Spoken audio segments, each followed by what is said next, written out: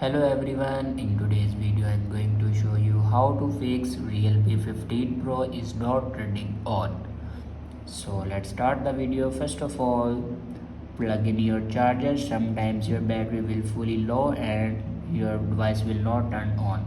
So firstly plug in your charger and then charge your phone and then turn it on.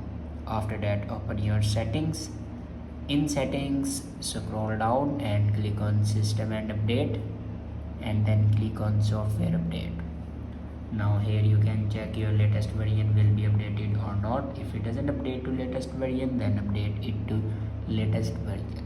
After update a latest version, then go back to your home screen and restart your device. For restart your device, press and hold power button and swipe up to restart your device. After doing these steps, your problem will be fixed. I hope this video is helpful for you. Thanks for watching.